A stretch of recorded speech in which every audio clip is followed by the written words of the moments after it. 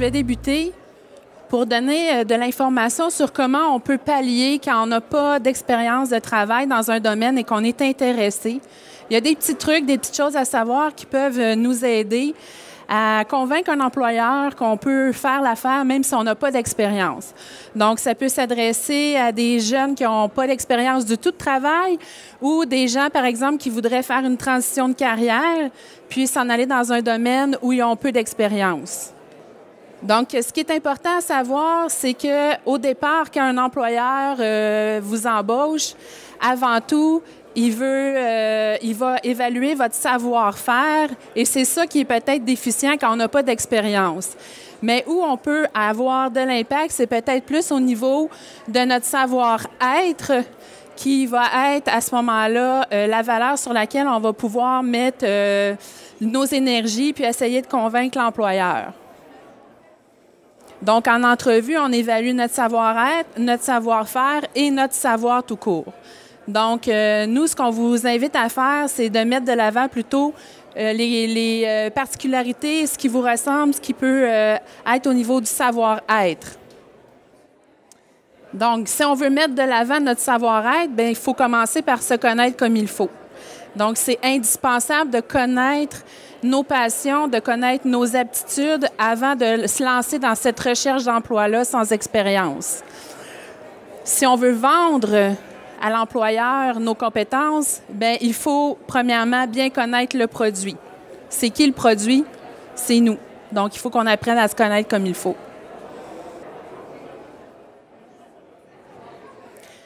Deuxième chose très importante, c'est que si je connais mon produit, si je sais l'intérêt que j'ai pour le poste, à ce moment-là, même si j'ai une petite lacune au niveau de mes compétences, bien, j'ai de la motivation et l'employeur, c'est ce qu'il va voir. Donc, un employeur entre un candidat très motivé qui a peut-être un peu moins d'expérience et un employé qui serait un peu moins motivé, mais qui a beaucoup d'expérience. Un dans l'autre, on s'entend-tu que ça peut s'équivaloir un petit peu pour un employeur puis qu'un candidat motivé qui a une petite lacune peut-être au niveau des connaissances, bien, ça peut se compenser là, par la motivation puis le savoir-être au travail. Donc, c'est important de miser sur ces points-là quand on n'a pas d'expérience.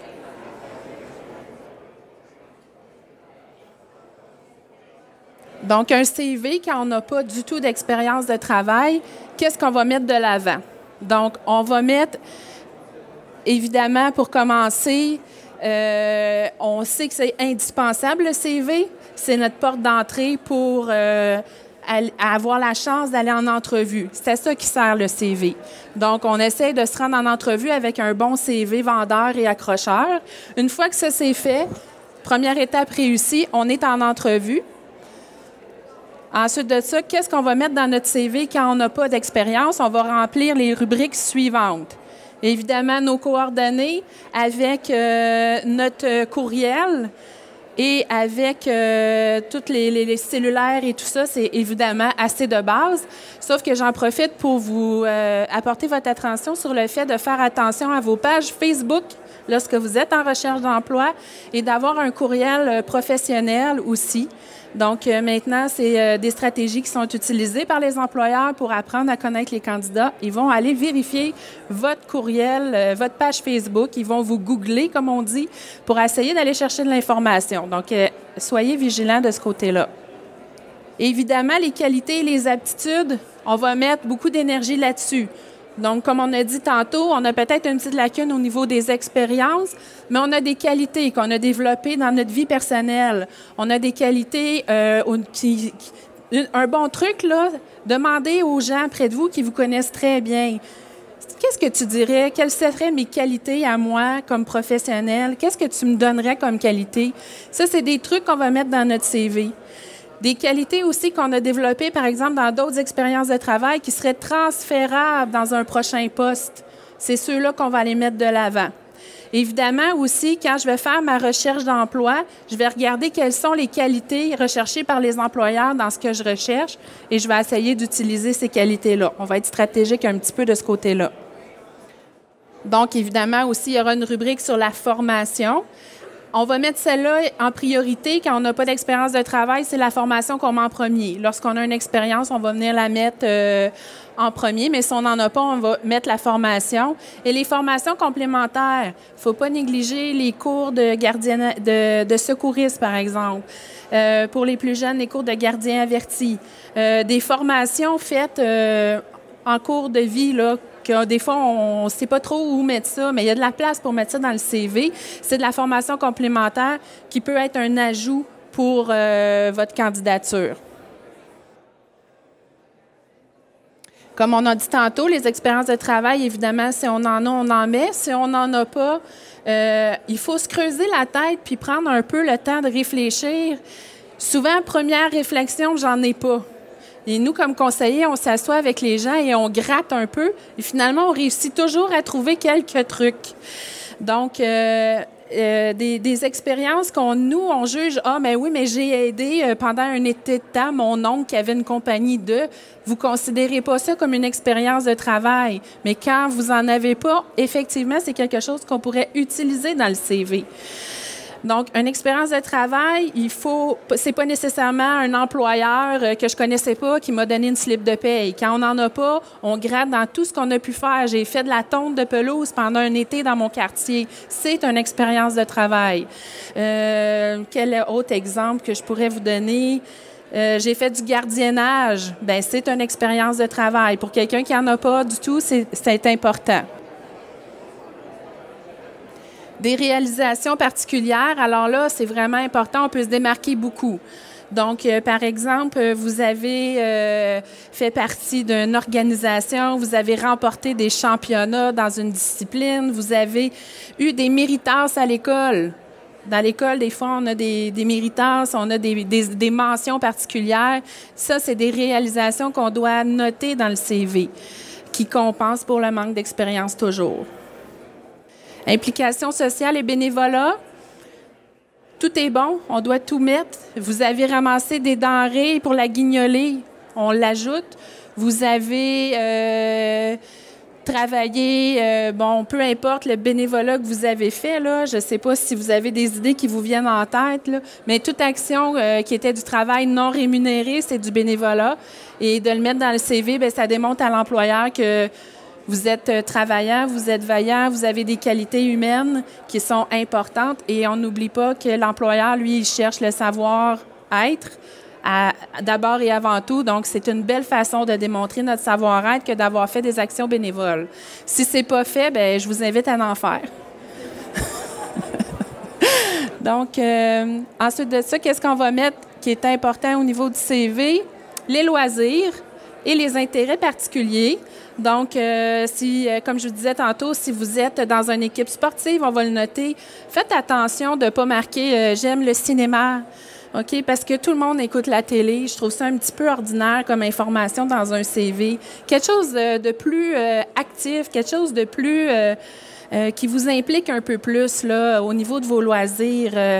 Je sais pas, comme je vous dis, il y en a qu'est-ce que j'ai vu récemment dans les CV, du soccer, des activités sportives d'équipe, parce que les employeurs recherchent des gens qui sont capables de travailler en équipe. Quand je mets dans mon CV que je fais partie d'une équipe de hockey, de soccer, de football, n'importe quoi, je démontre en même temps que j'ai l'esprit d'équipe. Donc, c'est une bonne façon aussi pour pallier aux lacunes. Donc, là, on a un beau CV, tout est fait, on sait comment on peut pallier. Maintenant, il faut faire la recherche d'emploi et comment on va procéder quand on a peu d'expérience, puis si on n'a pas fait beaucoup de recherche d'emploi dans notre vie. Bien, on a fait ici le cercle pour vous montrer où aller, qui contacter pour votre recherche d'emploi, où donner vos CV, comment fonctionner. Donc, le premier point, on a mis le réseau de connaissances. Donc, si vous êtes des chercheurs d'emploi, j'espère que vous avez dit à tout le monde autour de vous que vous étiez en recherche d'emploi. Si ce n'est pas fait, vous le faites après aujourd'hui. OK? Donc, votre famille, vos amis, et à ce moment-là, Facebook peut devenir intéressant. Une petite ligne sur Facebook, je suis en recherche d'emploi. Si vous entendez parler de quelque chose, faites-moi signe. Et voilà, imaginez le nombre de personnes qui vont travailler pour vous à partir de ce moment-là. Évidemment, on ne fait pas que ça, puis on s'assoit, puis on attend que le téléphone sonne, mais c'est une stratégie qui peut être payante là, d'utiliser les réseaux sociaux. Anciens camarades de classe, si vous avez gardé contact ou encore là, si par Facebook, vous avez retrouvé des fois les gens du secondaire ou peu importe, mais on les informe qu'on est en recherche d'emploi. Les professionnels du milieu, le dentiste, le médecin, écoutez, plus il y a de monde qui vont le savoir, mieux c'est. Dans le fond, c'est ça l'idée là, derrière l'information que j'essaie de vous donner. Anciens collègues de travail et autres. Partenaires d'activité, vos amis de loisirs, les informer. Les voisins, coudonc, faites une pancarte devant la maison, je sais pas. Les proches, parents, amis, tout le monde. On les avertit, évidemment, Facebook.